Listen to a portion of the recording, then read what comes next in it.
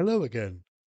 I thought that I would make this quick video about the new firmware update that has just been released by DJI for the Matrice 4E and the 4T.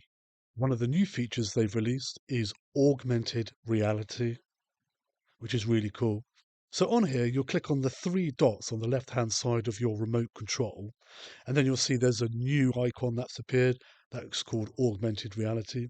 Once you switch that on, it then places over on the image on your remote control roads, names that are basically on the web, so probably come from Google Maps and the data that they have there.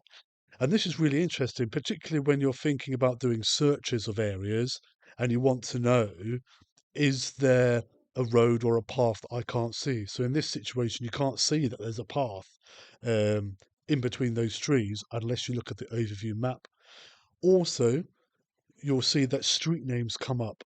So as you zoom in, you'll get more street names and more details.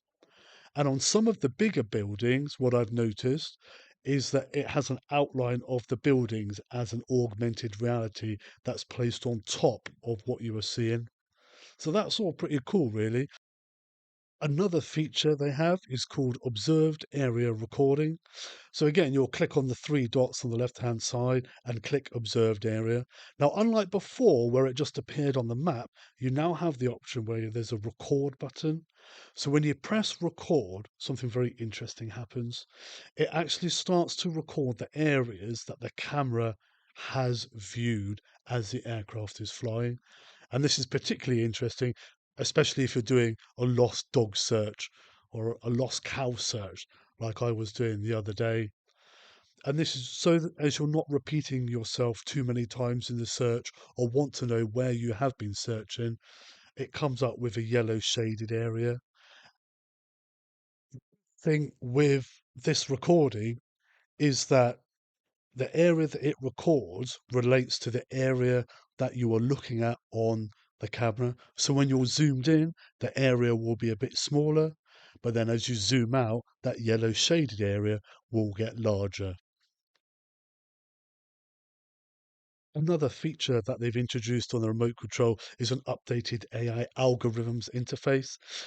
So the standard algorithm is a subject type, and now you can just refine it as to whether you're doing a subject search or wanting to count items such as cars or people, and it's a bit clearer as well.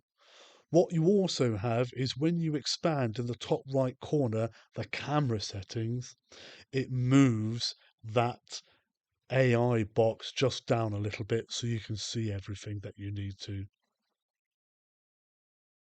I sometimes get a bit confused about waypoints and them appearing on maps.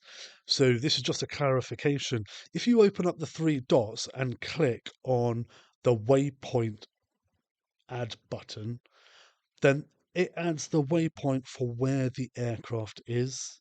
It doesn't add it to where you are looking at on the camera. So when you open up those three dots, that waypoint that's added is the one that is where the aircraft is. If you want to add a waypoint to the location at the center of the screen, you have to click the L2 button on your remote control. And then that waypoint is the waypoint of the area you are looking at.